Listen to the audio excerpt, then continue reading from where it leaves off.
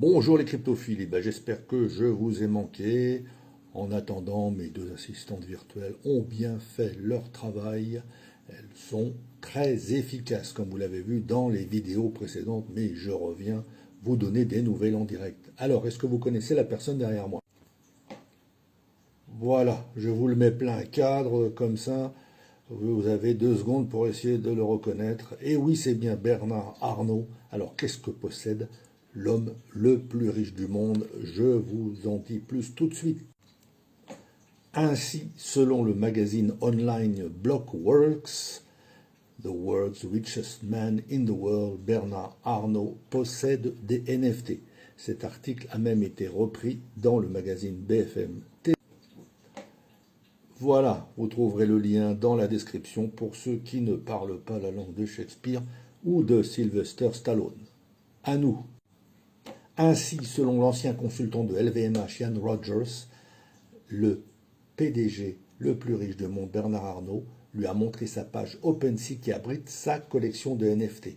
On dit que Bernard Arnault, l'homme le plus riche du monde, possède une collection de NFT, on ne le savait pas, mais on en a la preuve. D'abord hésitant face à cette nouvelle technologie, il a finalement sauté le pas, rapporte le média online Blockworks, repris donc dans l'article de BFM TV, le lien dans la description. Alors Ian Rogers était l'invité du podcast RTS Riram et ancien conseiller du groupe LVMH a révélé cette information. Question, cela signifie-t-il que Bernard Arnault a un portefeuille et qu'il achète peut-être des NFT dont nous ne savons rien, a demandé l'autre Sriram Krishnan.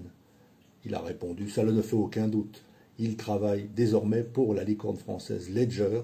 Avant, il était avec Bernard Arnault. Il m'a montré sa page OpenSea, plateforme de trading NFT, ce qui veut dire qu'il a dû sortir son téléphone et il me l'a montré. Et oui, c'est certain, il possède des NFT, mais ce n'est pas le seul. Les fils de Bernard Arnault sont aussi dans les NFT.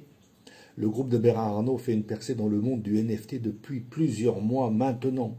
Début août, la marque de bijoux de luxe du groupe Tiffany & Co a vendu une collection de NFT pour 30 Ethers chacun, soit 50 000 $ en tout Ether de l'époque évidemment.